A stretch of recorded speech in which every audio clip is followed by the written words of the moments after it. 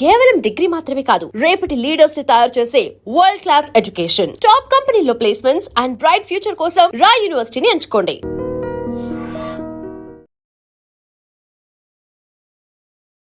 I dream ప్రేక్షకులందరికీ నమస్కారం. ఈరోజు మనతో పాటు ఆస్ట్రో న్యూమరాలజిస్ట్, ఎనర్జీ వాస్తు స్పెషలిస్ట్ జయప్రద అమ్మ ఉన్నారు. మాట్లాడదాం. నమస్తే అమ్మ. నమస్తే అమ్మ. శ్రీమాత్రే నమః. అమ్మ, అధిక జ్యేష్ఠ మాసంలో ఏది చేసినా పుణ్యం అని అంటూ ఉంటారు కదా. మరి మే 31 ఆదివారం పౌర్ణమి వచ్చిందని అంటున్నారు. ఆ రోజు మనం ఏం చేసుకోవాలి, ఏం చేసుకోవడం వల్ల మనకి ఫలితాన్ని వస్తుంది? ఇప్పుడున్న మన జాతకరీత్యా చూసుకుంటే అందరి జాతకాల్లో కాస్తంత చిన్న చిన్న ప్రమాదాలు ఉన్నాయన్న. అది పెద్దగా బాధపడే ప్రమాదం కాదు, అలాగని మనం వదిలేసే ప్రమాదం కాదు. ఇప్పుడు మనకు ఒక చిన్న తలనొప్పి ఉంది, ఆ తలనొప్పిని మనం వదిలేసుకోలేము, ఆ తలనొప్పితో మనం ఏ పని చేయలేము.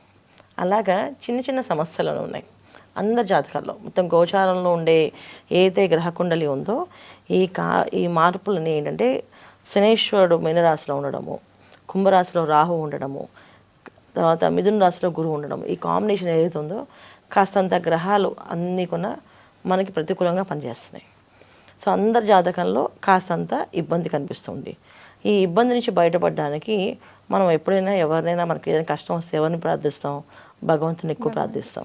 సో భగవంతుడిని ఎక్కువ ప్రార్థించడంలో మనం చేసుకునే విషయంలో విశేషంగా ఒకరోజు పూజ చేస్తే ఎక్కువగా ఫలితం ఇచ్చేది అధిక మాసంలో జరిగేవి. సో అధిక మాసం, అధిక జ్యేష్ఠ మాసం అంటే అధికస్య అధిక ఫలం, అంటే ఎంత చేస్తే దానికి అంతకు మించిన ఫలితం ఇస్తామని అర్థం. అందుకని ఈ మాసంలో ప్రతి ఒక్క రోజుని విశేషంగా అధిక జ్యేష్ఠ మాసంలో ప్రారంభం నుంచి అమావాస్య అధిక అమావాస్య వచ్చే వరకు ప్రతిరోజు ఏదో ఒక దానం చేస్తూ బతుకుతాం అందరూ. పూర్వం ఏంటంటే ఎవరికైనా ఒక మనిషికి అన్నం పెట్టాక వీళ్ళు భోజనం చేసేవాళ్ళు. అది అధిక మాసంలో అయితే అది ఒక కుటుంబం నియమంగా ఉండేది, కానీ అన్ని కుటుంబాల వాళ్ళు అలాగే చేసేవాళ్ళు. ఎవరికైనా ఇంత ఆహారం పెట్టాక వీళ్ళు తీసుకోవడం అనేది జరిగేది. ఇలా చేయడం వల్ల ఏంటంటే వాళ్ళ జాతకంలో ఉండే ఏదైతే ఇబ్బందులు ఉన్నాయో ఆ ఇబ్బందుల నుంచి బయటపడతారు. దానికోసం ఈ పౌర్ణమి రోజున, అంటే రోజు చేయలేని వాళ్ళు పౌర్ణమికి, అమావాస్యకి చేస్తుంటారు. అలా మనకి విశేషంగా ఏంటంటే అధిక మాసానికి అధిపతి ఎవరంటే విష్ణువు. సో ఆదివారానికి ప్రత్యక్ష దైవం ఎవరంటే సూర్యనారాయణమూర్తి.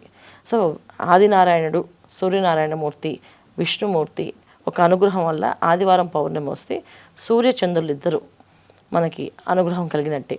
అంటే చంద్రుడు ఒక అనుగ్రహం ఏంటంటే మనఃకారకుడైన, అంటే మన మనసు ప్రశాంతంగా ఉండడానికి ఏ పని చేయాలన్నా మనసు లగ్నం చేసి చేయాలి. సో మనకి మనస్ఫూర్తిగా నచ్చితేనే కదా ఆ పని మనం చేయగలం, చాలా ఇష్టంగా చేస్తాం. ఆ ఇష్టంగా చేయడానికి అవకాశం ఇచ్చేది కానీ, ఆ ఇష్టంగా మనకి ఏర్పడడానికి కానీ, మన మనసులో ఎటువంటి బాధ ఉన్నా బయటపడడానికి కానీ చంద్రుని ఎక్కువగా ప్రార్థన చేస్తుంటాం. సో ఆదివారము అలాగే పౌర్ణమి కలిసి వచ్చినప్పుడు ఏమవుతుంది, సూర్యచంద్రుడిని ప్రార్థన చేస్తున్నట్టుగా ఆ ఫలితం ఉంటుందంట. అది అధిక జ్యేష్ఠ మాసంలో ఆదివారం పౌర్ణమి వస్తే చాలా విశేషం.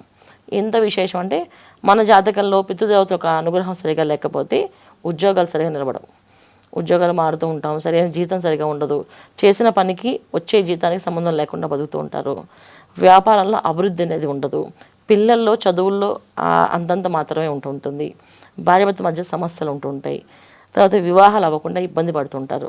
ఇలా వీళ్ళందరూ మనం ఒకళ్ళు తీసుకోలేం, అందరికీ కూడా ఏదో ఒక సమస్య ఉంటూనే ఉంటుంది. ఈ సమస్య నుంచి ఒక పరిష్కారం దొరుకుతుంది ఈ పౌర్ణమి రోజు పూజ చేస్తే.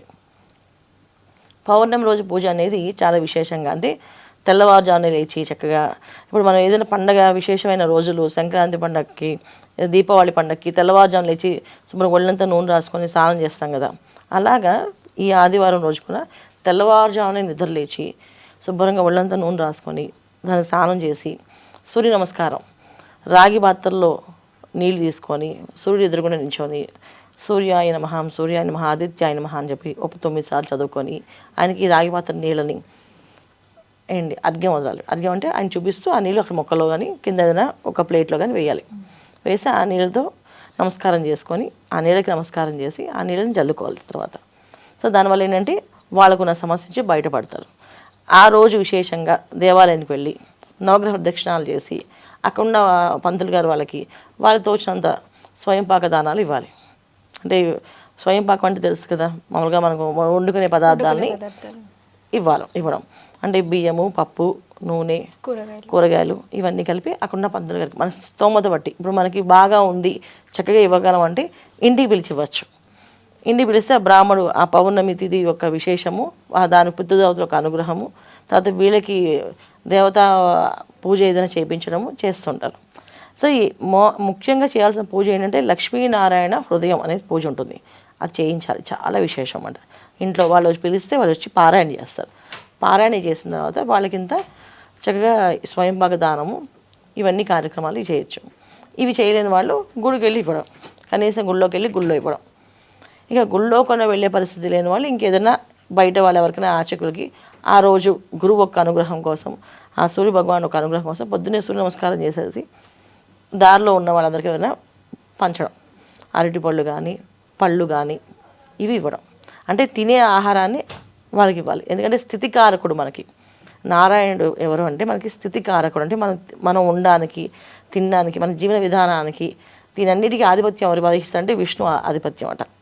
సో అందుకే విష్ణుమూర్తిని ప్రసన్నం చేసుకోవడానికి మనకు తోచినంత దానం పుణ్యం ఏదో ఒకటి చేయాలి. సో ఈ రోజు చేయాల్సింది ఇదే. మామూలుగా పౌర్ణమి రోజు సాయంకాలం ఏం చేస్తామంటే పౌర్ణమి ఒక చంద్రుడిని వెలుగుని ఒక పాలల్లో చూస్తూ ఆ ప్రతిబింబాన్ని పాలల్లో చూస్తూ లలితా సహస్రనామాన్ని కానీ విష్ణు సహస్రనామ పారాయణ కానీ చేస్తాం. ఇలా చేసి దంపతులకి తాంబూలంగా ఇస్తే ఆ ఇంట్లో ఏదైనా సంతానం వల్ల ఇబ్బందులు ఉన్నా ఆ ఇబ్బంది నుంచి బయటపడతారు. వివాహం అవ్వట్లేదని అనుకున్నా వివాహం అయ్యే అవకాశాలు ఉంటాయి. ఇవి జరుగుతాయి అన్నమాట. సో ఆ రోజు ఎంత పూజ చేస్తే అంత ఫలితం. అంటే ఏ విధంగానే చేసుకోవచ్చు, ఇలాగ చేయాలి అలా చేయాలని కాదు, మొత్తం యథావిధిగా చేయాలంటే పౌర్ణమి పొద్దున్నే చక్కగా సూర్య నమస్కారాలు చేసుకుని అక్కడి నుంచి ప్రారంభం చేస్తే సత్యానంద వ్రతం కానీ మనకందరికీ తెలిసిన వ్రతం, ఆ వ్రతం చేయించుకోవడం చాలా విశేష ఫలితం. అందరినీ ఇంటికి పిలిచి భోజనాలు పెట్టడం. సో ఈ సంవత్సరంలో జరిగే ఏవైతే ప్రమాదాలు ఉన్నాయో ఆ ప్రమాదాల నుంచి బయటపడతారు వాళ్ళు ఎవరైతే ఈ వ్రతం చేయించుకుంటారో. అలా సత్యానంద వ్రతం చేయించుకోవడం.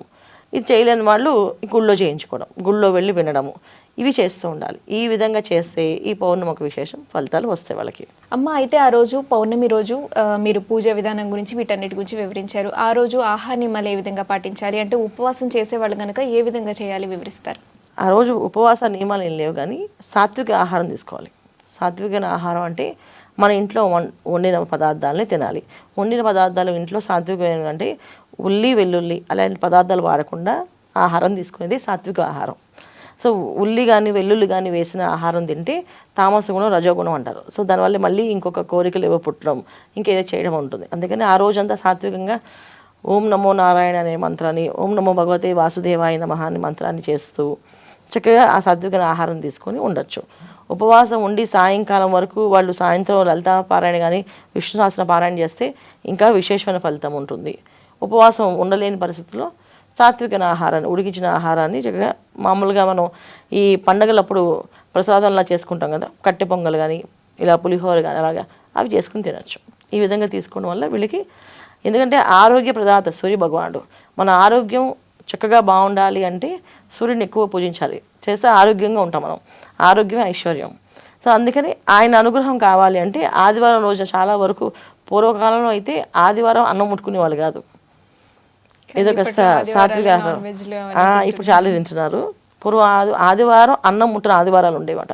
అంటే అన్నమే ముట్టుకునే వాళ్ళు కాదు, ఎందుకంటే వాళ్ళ ఇంట్లో సంతానం బాగుండాలని, అభివృద్ధిలో రావాలని ఆ ఇంట్లో ఉన్న స్త్రీలు కోరుకునేవాళ్ళు సూర్య భగవానికి. స్వామి నేను ఆహారం అన్నం ముట్టుకొని నేను నా బిడ్డలు బాగుండాలి అని చెప్పి దండం పెడుతుండేవాళ్ళు వాళ్ళు. అందువల్ల చాలామంది చూసి పెద్దవాళ్ళు ఆదివారం అన్నం తినేవాళ్ళు కాదు, ఏదో పలహారం తినేసి పడుకునేవాళ్ళు. ఈ విధంగా చేసేవాళ్ళు. సో మనం అంత చేయకపోయినా కనీసం సాత్విక ఆహారాన్ని తీసుకుంటే కనుక ఈ పౌర్ణమి ఒక విశేష ఫలితం వాళ్ళకునే వస్తుంది. అధిక జ్యేష్ఠ మాసంలో వచ్చే పౌర్ణమి విశిష్టత గురించి, అలాగే ఉపవాసం ఏ విధంగా చేయాలి, అలాగే పూజ ఏ విధంగా చేసుకోవాలి చక్కగా వివరించారు. ధన్యవాదాలు. నమస్తే అమ్మా. శ్రీమాత్రే నమః.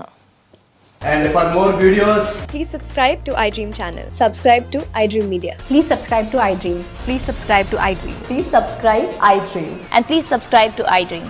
For more videos, subscribe to iDream. please like, share and subscribe to the channel. Congratulations, iDream. Subscribe to iDream. Subscribe to iDream. So subscribe to iDream Media. iDream ki iDream team andarki huge congratulations. Please subscribe iDream Media. Please subscribe to iDream. Subscribe iDream. Please subscribe to iDream. iDream అంటే నా కళల ఛానల్ను subscribe చేసుకున్న నోరు తిరుగుతలేదు, మీరైతే గంట గుర్తు కొట్టండి. For more such videos, please subscribe to iDream. Subscribe to iDream. Please subscribe to iDream. Please subscribe iDream Media. Please do subscribe to iDream. Please subscribe to iDream Media. For best entertainment and information, please subscribe iDream. And don't forget to subscribe to iDream.